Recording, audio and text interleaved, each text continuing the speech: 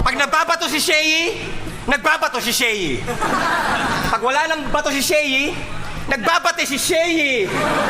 Ikaw ang paborito ng lolo mo kasi ikaw ang pinakamulat niyang apo.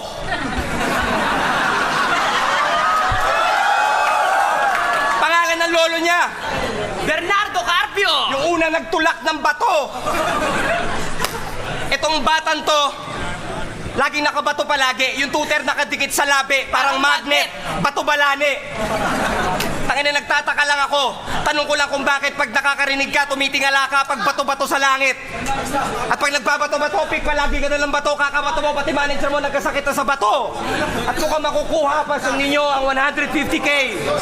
Tangina! Yo!